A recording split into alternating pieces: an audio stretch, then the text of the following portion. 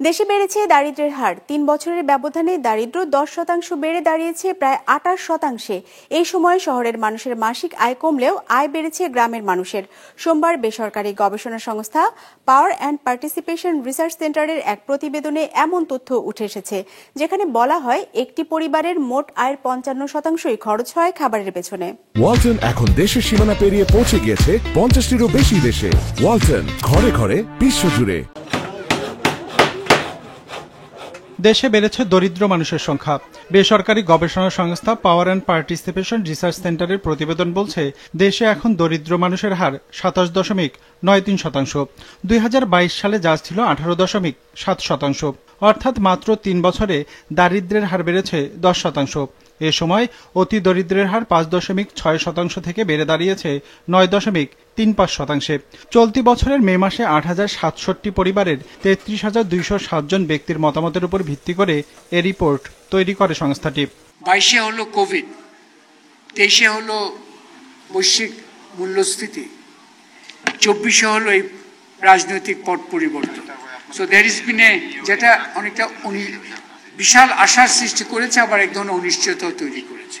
আমরা এগুচ্ছিলাম, কিন্তু একজন দারিদ্র ক্ষেত্রে there is now A reversal. আমরা যদি 22 এবং আমাদের 25-এটা কম্পেয়ার করি, there is a 10% rise in overall poverty. PPRC বলছে, এই সময়ে শহরের মানুষের আয় কমলেও বেড়েছে খরচের পরিমাণ। প্রতিষ্ঠানটির হিসাবে 2022 সালে শহরের একটি পরিবারের মাসিক গড় আয় ছিল 45,757 টাকা, যা এখন কমে দাঁড়িয়েছে 40,578-এ। অন্যদিকে গ্রামের মানুষের আয় কিছুটা বেড়েছে। 2022 সালের তুলনায় এখন একটি পরিবারের গড় আয় 3,000 টাকার মতো বেড়েছে। এই আয়ের 55% ব্যয় হয় খাবার কেনায়। শিক্ষা, চিকিৎসা আর পরিবহনেও খরচ হয় 20% মতো অর্থ। সো গ্র্যাজুয়ালি আপনি দেখবেন বটম 10%-এ expenditure is higher than income, bottom 20% ধরলেও আপনার expenditure is higher than income, bottom 40% ধরলেও কিন্তু এক্সপেন্ডিচার হায়ার দেন ইনকাম। শুধুমাত্র ইভেন মিডল ক্লাস যেটা, সেই মিডল 40% তাদেরও কিন্তু expenditure is slightly higher than income. Only when we go to the top 20% বা টপ 10%, তখন কিন্তু income is higher than expenditure. প্রতিবেদন বলছে, আয়ের তুলনায় ব্যয় বাড়ায় দেশের 40% পরিবারের সঞ্চয়ের তুলনায় ঋণ বেড়েছে 7% হারে। আর দেশের 51% পরিবার রয়েছে যাদের অন্তত একজন দীর্ঘমেয়াদী রোগে আক্রান্ত।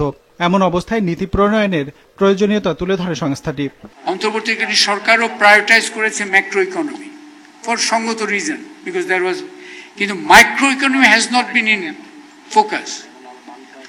এবং সেজন্য বলছি, একটা ইকোনমিক প্ল্যানিংয়ে একটা পিপলস লেন্স, এটা খুবই জরুরি হয়ে গেছে। শুধু জিডিপির উপর আলোচনা সীমাবদ্ধ না রেখে সমতা ও ন্যায় বিচার দরকার বলে মনে করে পিপিআরসি। 2025-এ SDG. Ranjibul Mizan, business report, Maasranga television.